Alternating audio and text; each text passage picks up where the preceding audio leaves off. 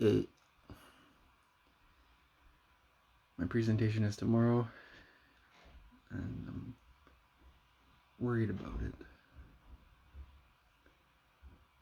Heard my roommate. But yeah, my presentation is tomorrow.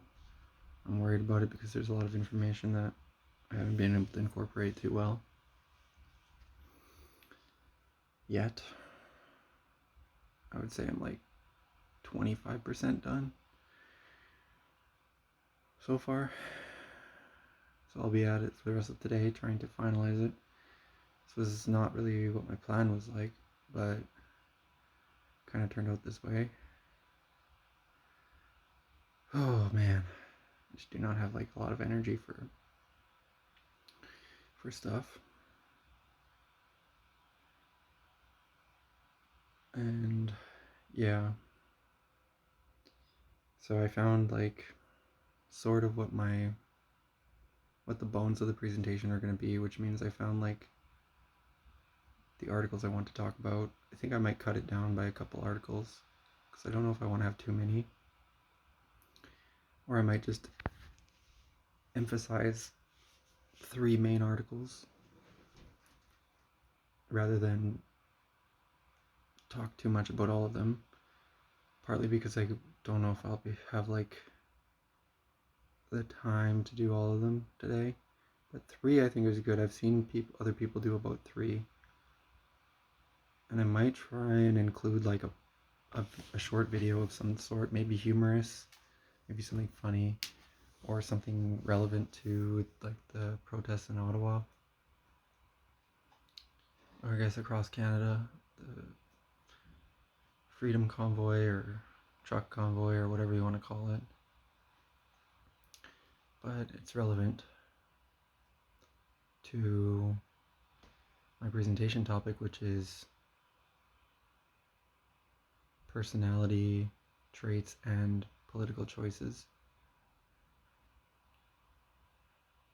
And I think I have like 3 main arguments to talk about, maybe 4.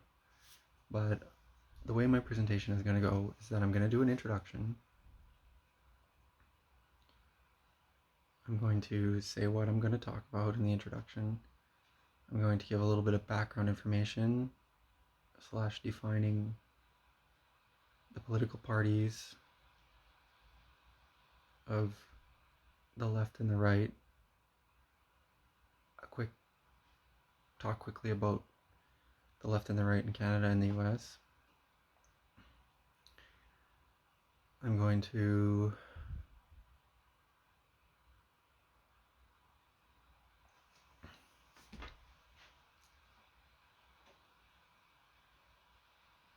talk about the Big 5,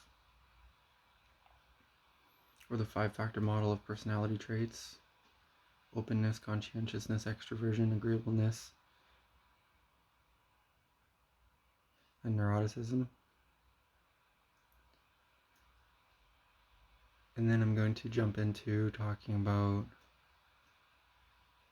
I think next I'll talk about nature versus nurture when it comes to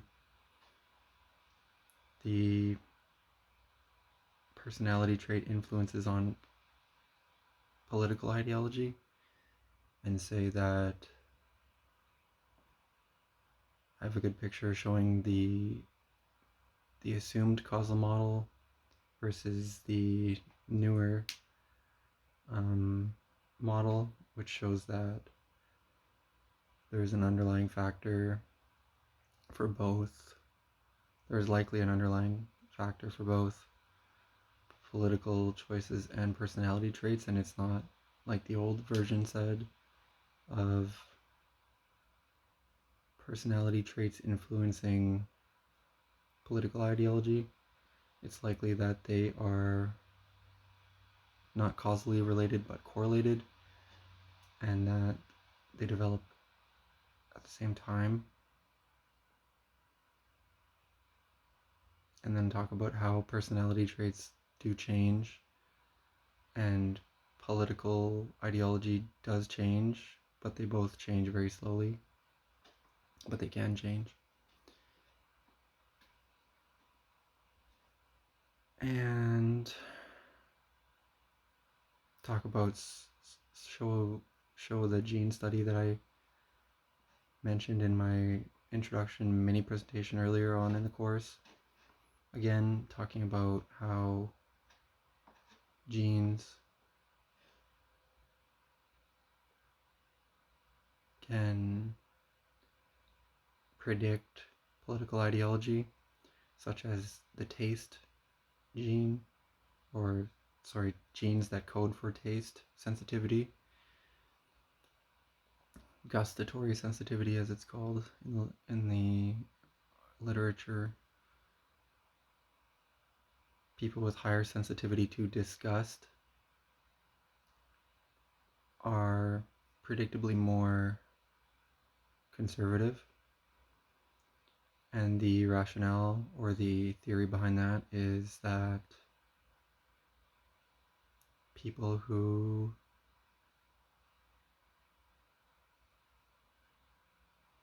have a higher sensitivity to disgust are more likely to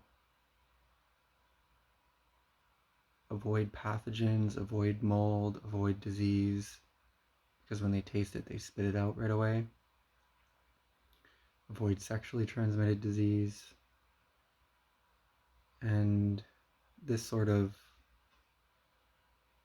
physical marker, the gene for that, is predictive of people who are more interested in keeping an in-group and excluding others from an out and excluding people from an out-group. In other words, you're more likely to be less open to experience in the political realm if you're less open to experience in the cuisine realm. So that's just talking about the nature versus nurture thing. And then moving on from there, I'm thinking that I will discuss the main correlated traits of liberals first, which are higher openness to experience, higher neuroticism, higher agreeableness, and then discuss a study about that.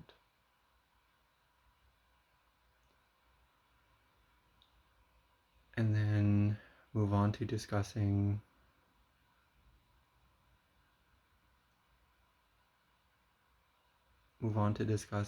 a study about, or discussing the traits of conservatives, which are higher conscientiousness,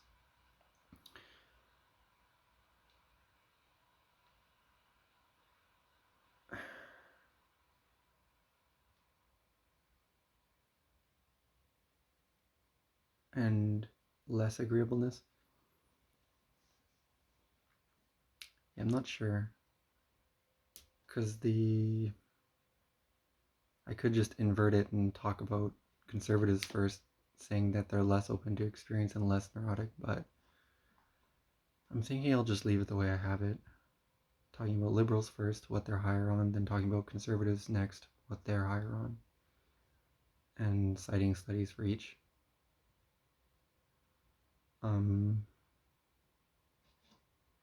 And then my next part will be talking about we'll be more exclusively talking about conservatives, or in this instance, Republicans, and even more specifically, Republican supporters of Donald Trump in the 2016 election, because I had a study on that which showed that supporters of Donald Trump were more extreme than other Republican supporters and higher on two scales. They were higher on social dominance orientation and higher on right-wing authoritarianism. So what those scales are social dominance orientation is like believing in the saying, it's a dog eat dog world, and believing that for your group to succeed, you need to be above other groups. So it's a very exclusionary type of thinking to be high on that scale. And right-wing authoritarianism is like saying that somebody is much more obeying of authority, or they obey authority more. They respect authority and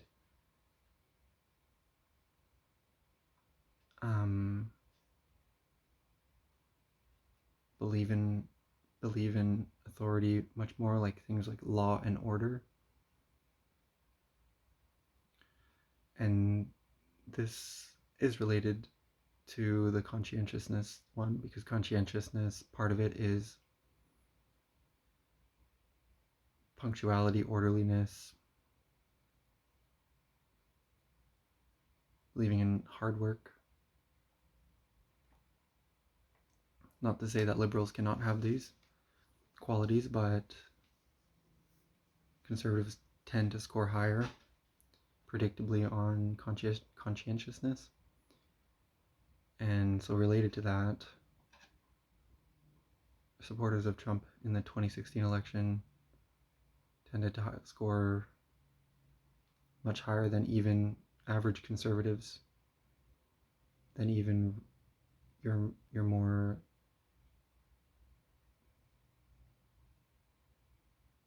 typical conservative. They were more like the extreme version.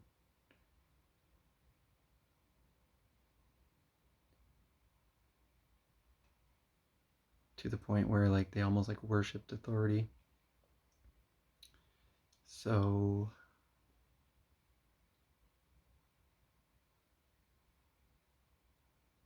I don't know, worship's extreme, but maybe some of them did. So they're much more likely to support things like the military, increased military, and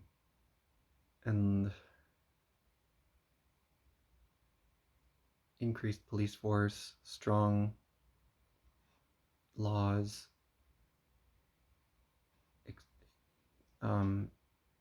laws like the death penalty, long prison sentences, and so on. And then so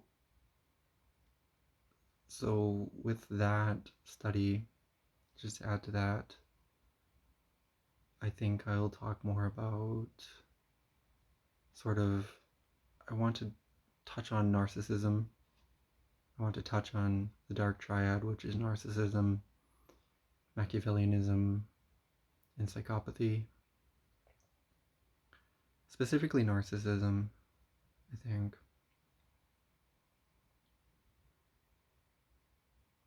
Because I saw other studies, but like this is where it gets complicated. I don't think I'll include this because I don't know if I can discuss all the results of everything, but I definitely want to talk about the findings of the study that said that politicians are more likely to be narcissists. They're more likely to be extroverts and so forth. And then another study related to that is the one that talks about the ideal candidate for a voter is one that is similar to me, but more outgoing. I think it was the title. So people vote for somebody who somewhat obviously are similar to them in personality traits, but are like more extreme in a way than them. It's almost like somebody they want to be. I think that was what the study talked about, although I did not read it fully, I just skimmed it. But then after all of that, I'm thinking I can sort of conclude with my own research on word association, because I think it ties in nicely. So my research was on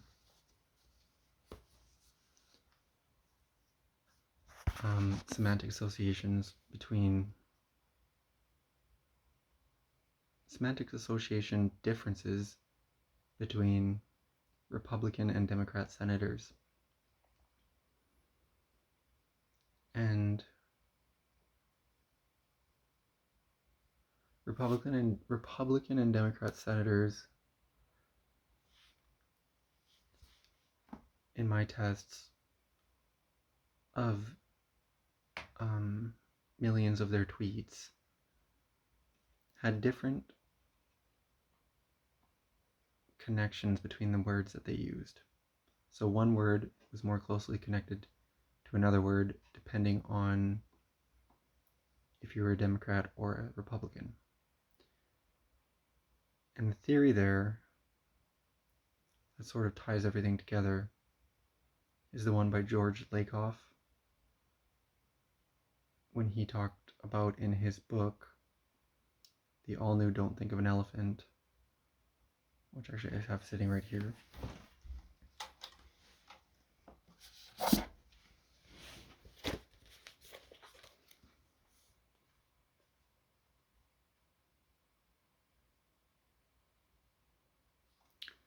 And it says, it's all about framing and narrative theory.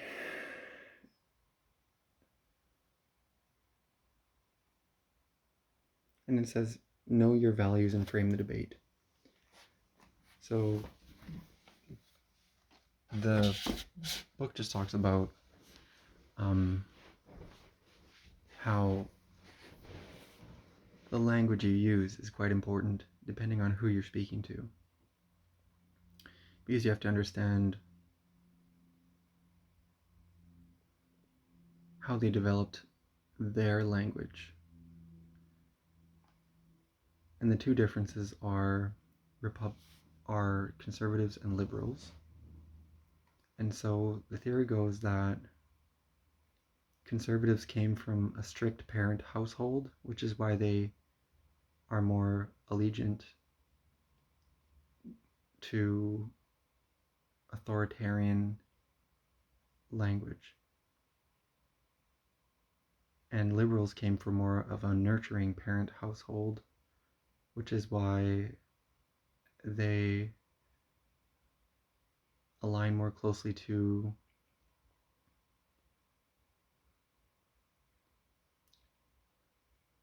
nurturing language.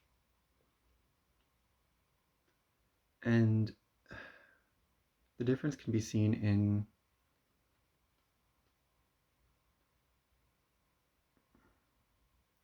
how one leader speaks to their followers versus how another leader speaks to their followers. And essentially, the different followers get different things out of what they hear, because the words hold different values depending on how they were raised. So you can say the same. So one leader can say the same thing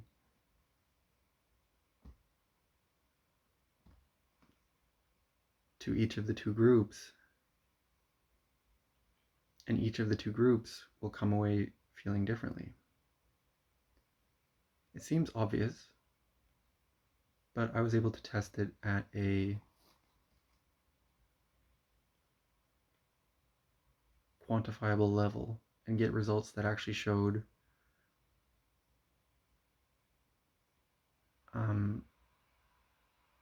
how this looks. So without getting too much into it, we were able to process all the words in my honors thesis that were used and show and give them values on a hyperdimensional space where each word was its own vector.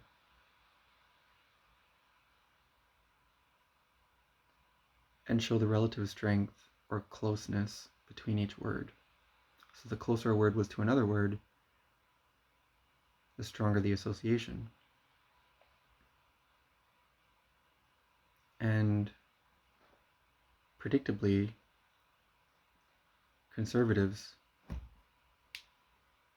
or Republicans rather, in the US, which are still conservatives, but this was on Republican senators, their language had words such as education and Christian closer together than liberals did, than Democratic senators did, because Democratic senators and liberals in general are less supportive of religion in education, whereas Republicans are more supportive of religion in education. So we were able to see this actually quantified in the way that they associate words. So going back to Lakoff's theory, he says this makes perfect sense because a Republican leader will use language that speaks to the authoritative upbringing of their following in sentences such as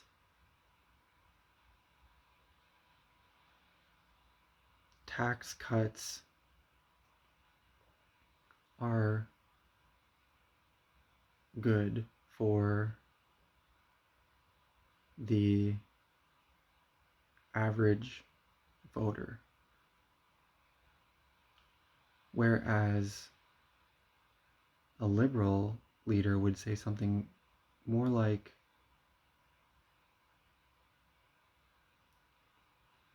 increased taxes is a social good for the community and for everyone. So these two rough examples that I just gave are illustrative of the different values that conservatives and Republicans hold. And words like cut and taxes are much more closely linked in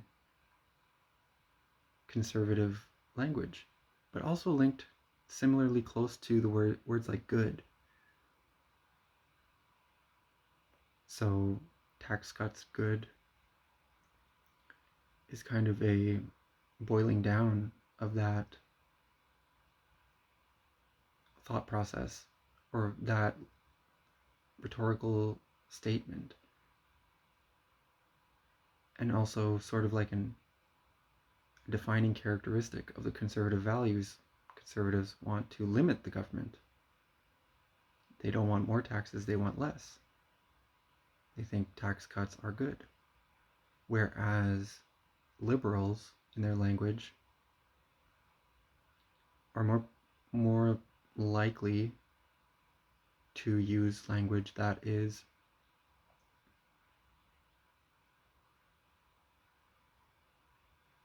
well, for one thing, abstract, creative, aesthetically pleasing, but also language that is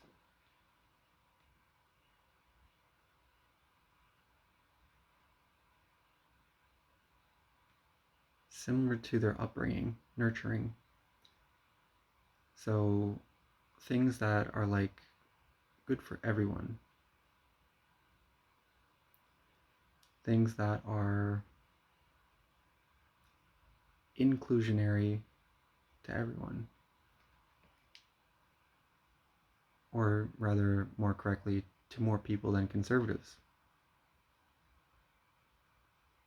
would include. So that would be sort of my final part would just be talking about the semantic relationship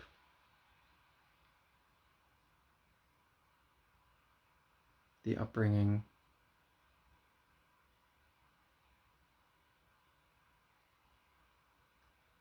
and how it relates to rhetoric, political rhetoric.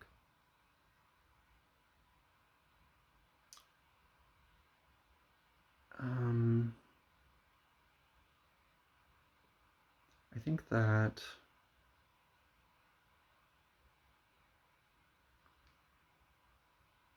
maybe I'll have a conclusion slide as well that just shows the different traits that each have, and then I'll just leave it by saying like the different traits that each party holds, personality traits, and then leave it by just saying if there's any questions or comments, asking for questions or comments. I know the professor already he kind of already said like that my presentation might have indirect relevance to the ongoing truck convoy, freedom convoy protests, and I think that there's a lot to say, a lot to discuss, given what I will present on. My interest is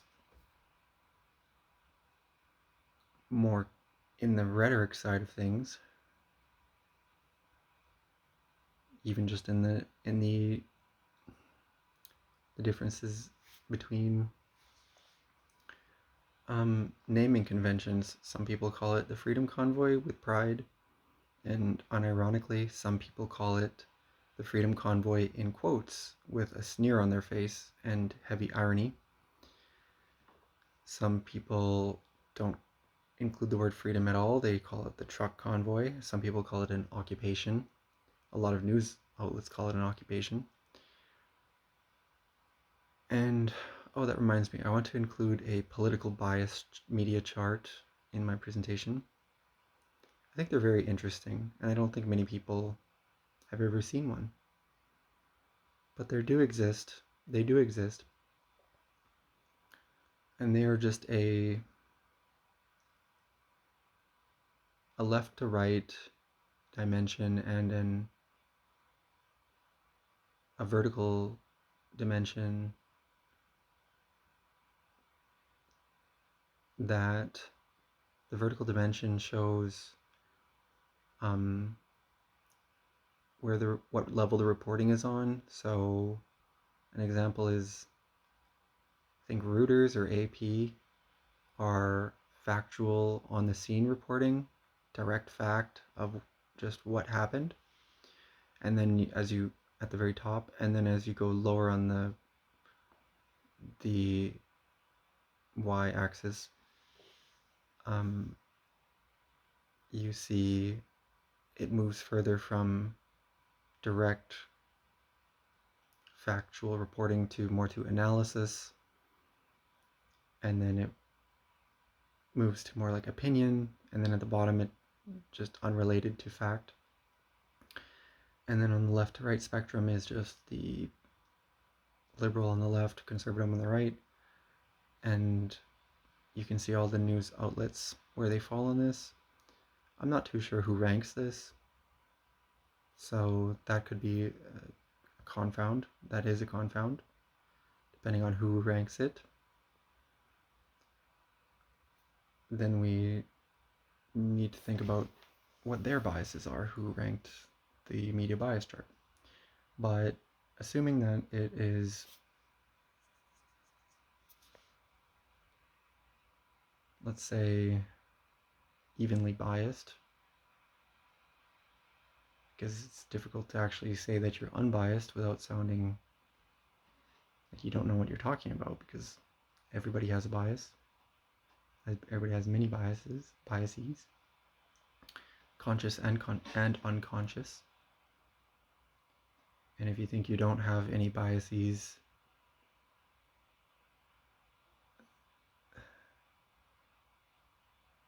it's difficult to explain to you that you do, because everyone does. It's simply a fact. And the best way I can explain that everyone has biases is by using a metaphor and saying that it's most difficult to see the ground directly beneath your own feet. So, I hope that makes sense.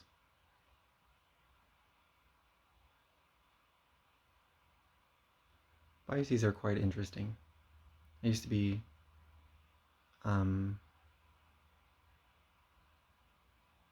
fascinated, maybe a bit obsessive about learning about biases at maybe one point or another. But it was a healthy obsession. I learned a lot.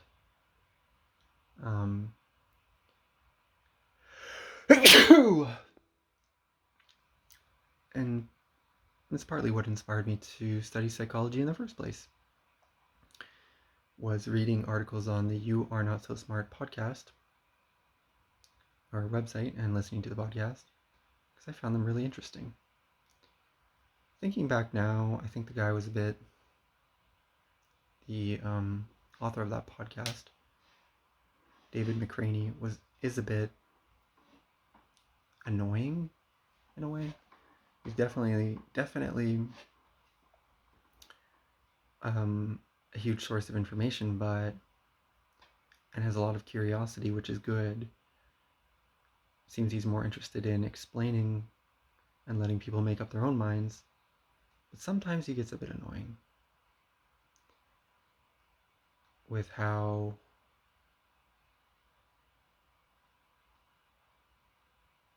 liberal or ultra neutral he can be at times. But learning about the biases was quite interesting, because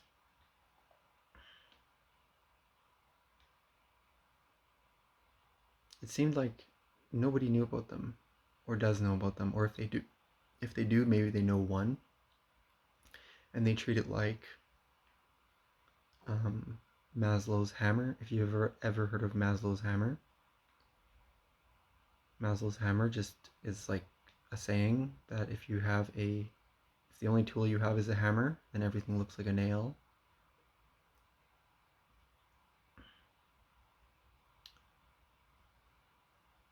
Or something similar. If the only tool you have is a hammer, then you will treat everything like a nail.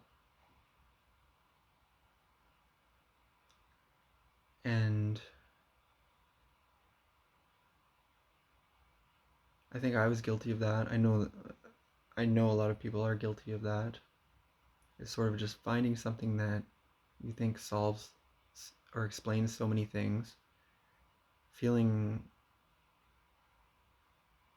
like superior perhaps to other people because they don't know, or perhaps they haven't considered what you've considered, and then running rampant and diagnosing or prescribing all things that you see using what you've learned. One example of me doing this was confirmation bias. I became quite skeptical of everybody, thinking that confirmation bias was at play with everyone. And surely confirmation bias is real and has implications, but I was sort of using it on everything, and maybe not explicitly saying, you're just guilty of confirmation bias, but thinking it and holding it inward, because I'm quite internalizing and intellectualizing, which are a bad combo, because similar to my neuroticism, or I guess related, intermingling with my neuroticism, or tendency to feel low and negative moods, I would just sort of ruminate and not really discuss or have dialogue with people. And it would have been helpful to have dialogue, because then you can sort of sharpen your ideas and maybe sharpen other people's ideas. So if I thought people were guilty of confirmation bias, maybe they knew more than me, or maybe they didn't. But either way, we'd be able to have a better understanding of each other as a result of just being honest.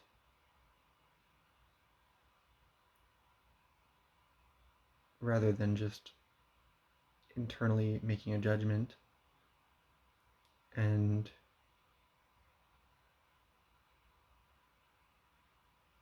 sort of beating around the bush, I guess you could say. I think it's quite common for people to do that and to hold these sort of cherished beliefs or favored beliefs close to their chest if it were a card game so that no one can see, and sort of have these different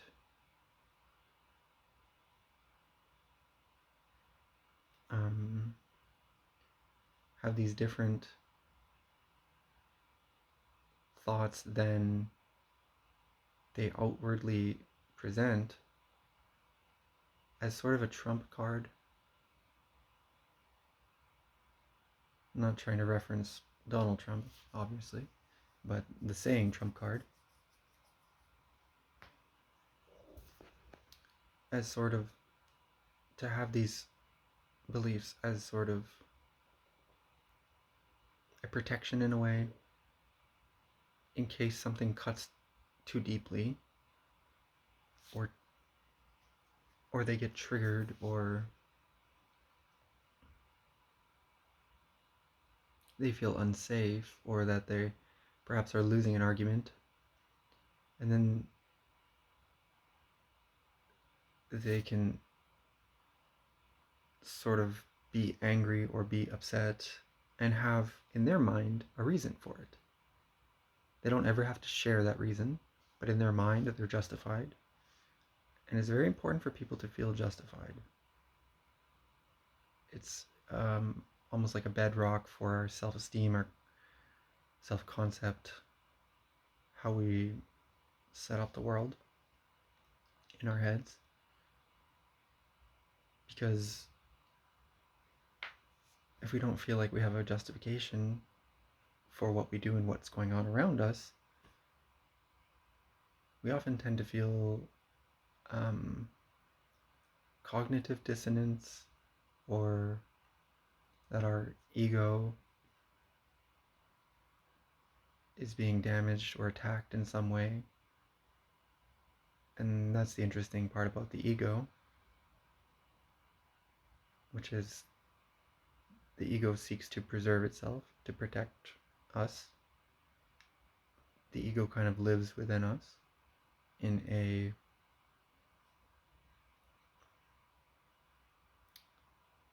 codependent or symbiotic or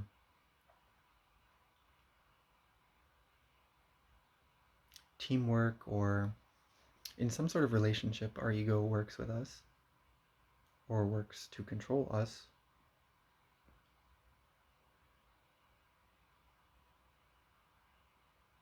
For our very basic human needs and desires. The ego does that.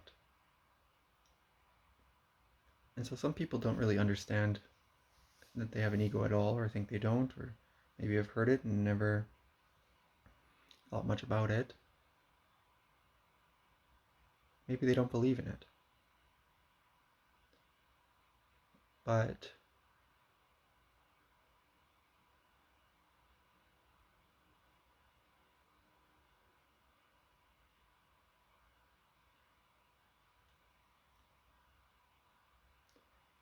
nevertheless, the ego does, I think, exist, at least on a conceptual level.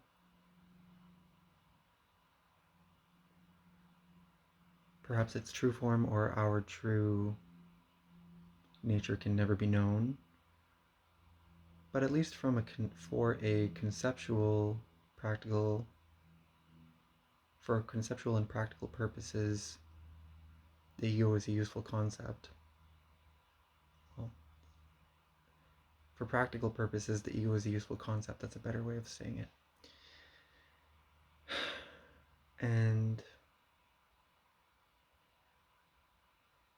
the ego does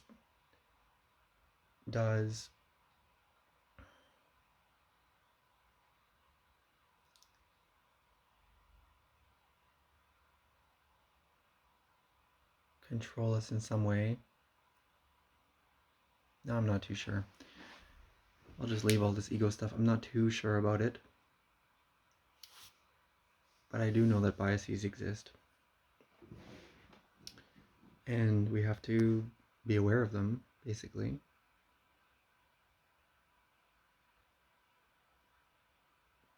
To try and not get sidetracked. Misled. By ourselves or by others. So one of the best ways of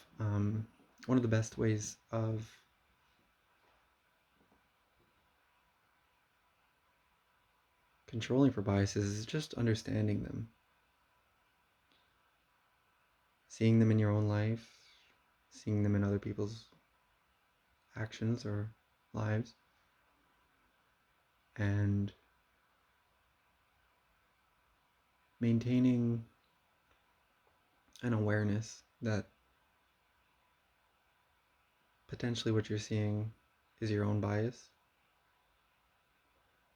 of which there are many: the confirmation bias, the Dunning-Kruger effect, the placebo effect,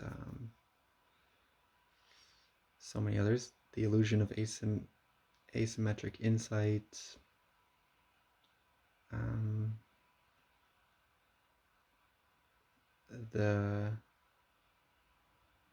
what was that interesting one?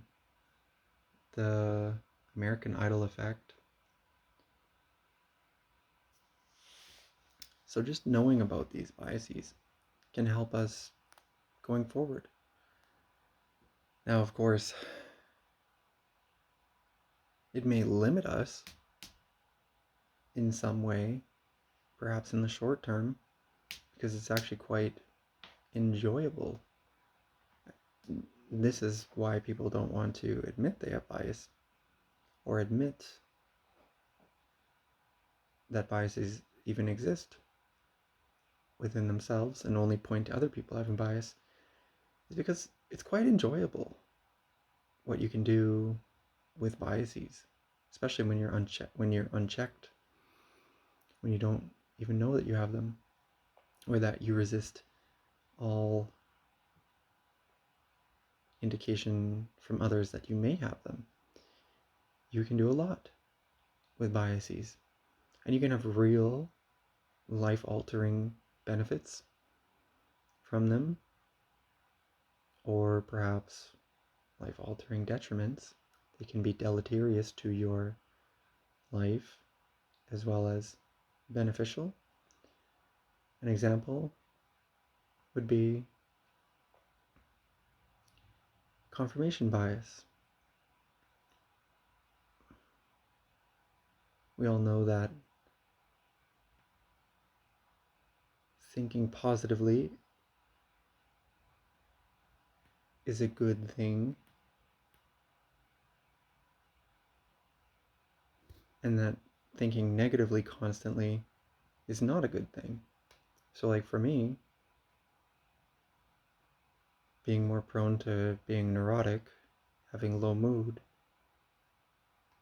I tend to think negative things and sort of dissociate and let my mind just wander, which is not a great practice. But having a confirmation bias to positivity, in theory, would make me feel happier, because if I, for whatever reason, had that bias and looked around and just saw things that I thought were amazing, always, saw like the Holy Bible on my shelf and thought, how amazing. I love the Bible. I love Jesus Christ. I love praying. All these things bring me happiness. Looking around and seeing food that I can eat and feeling amazing about it. And just having gratitude and constantly confirming that I have gratitude and having this positivity spiral in my life. It's uplifting. On the other side, confirmation bias can be used negatively. So looking around in my room and thinking it's a mess. And then thinking negatively about myself and my habits of letting it get messy. Looking at all the technology in my room. This is a real example. I always think I have too much technology and that I'm not socially connected to other people. And that, especially during the coronavirus pandemic, I don't get out much. And having a negative relationship or negative thoughts to these things and seeing them and confirming that what I thought was true. Things are negative. I stay in my room all the time and I don't connect with people. For me, that would be a more negative thing.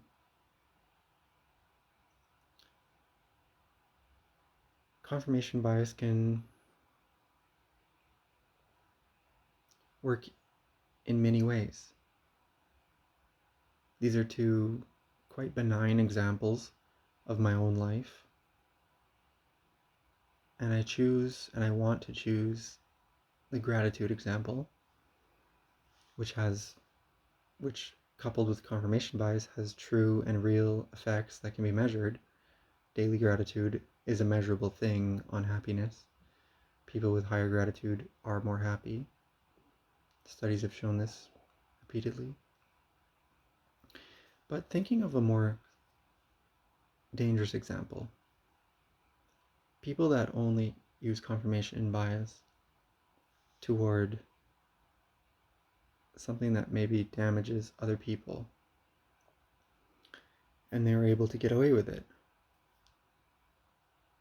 and they are able to somehow extract benefit to themselves for doing so, like maybe money, maybe just feeling good for whatever reason, while damaging other people in some way, indirectly, likely, then they can just focus their confirmation bias on their perceived benefits and just on that. An example would be maybe the environment and destroying the environment or destroying the ocean for fishing or something. Well, the bottom of the ocean closest to the shoreline has been trawled so many times that the marine life suffers. But the direct effect, but that's an indirect effect, and the direct effect is that people get fish to eat, to sell.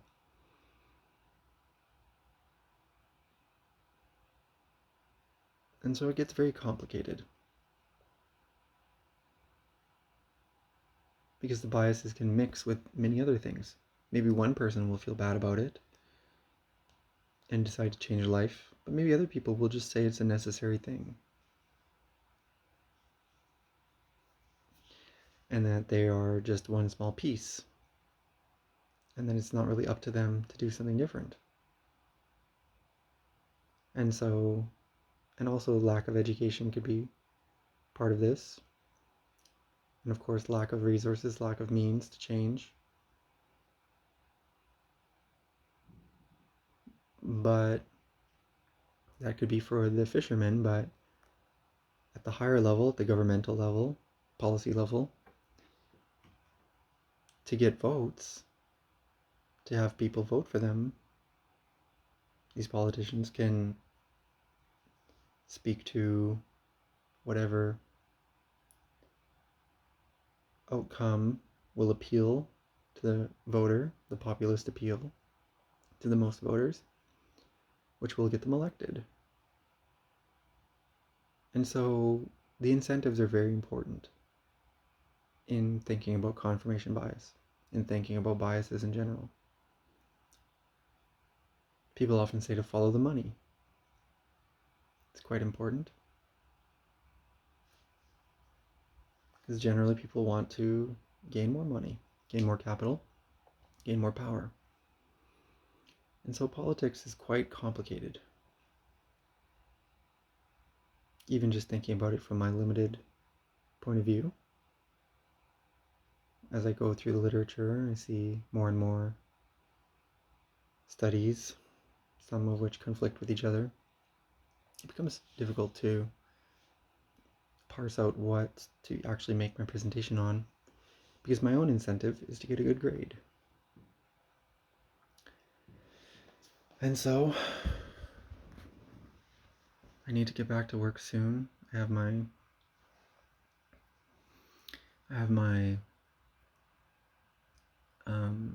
therapy appointment at 4. I don't know if I'm really feeling like doing EMDR today. I'm more feeling like maybe just talking about whatever. Hopefully something like this, and it'll be a little bit of an exercise too, and just talking, getting me ready for tomorrow, hopefully. But also I need to finish my project, and so definitely need to get working on that.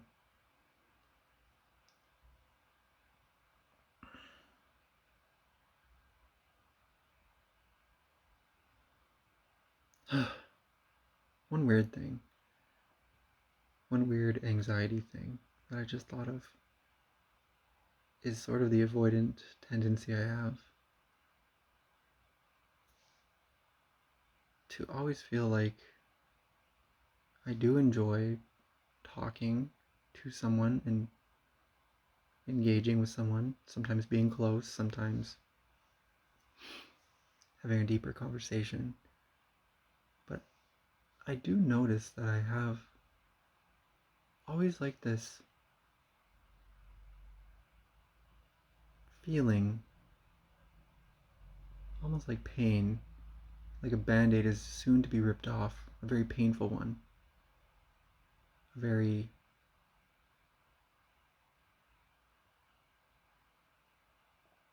apprehensive feeling of like imminent pain when I'm talking to someone, anyone, even right now, talking to the camera. And that imminent pain is thinking about when the interaction ends, like ending this video. Like that is the pain. Because I'm so bottled up, there's always like a build up when I'm about to talk to somebody or engaging with someone of like relief in a way, enjoyment. But then there's that feeling like I'm going to be upset when it's over. And like I don't know when it's going to end. And that's why I kind of look for the parameters of an engagement. Ideally, I like to know a time limit. Things like that. So I don't know why I get that feeling like of upsetness that the social interaction I'm getting is soon to end.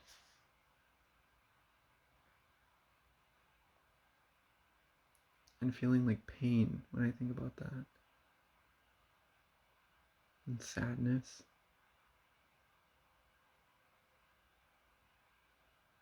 Like I'm about to be lonely again. And also just like the counter to that where I don't want that to come across to other people.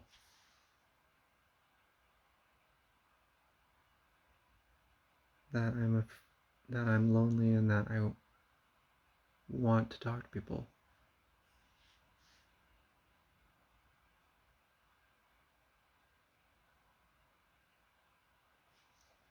Very confusing feelings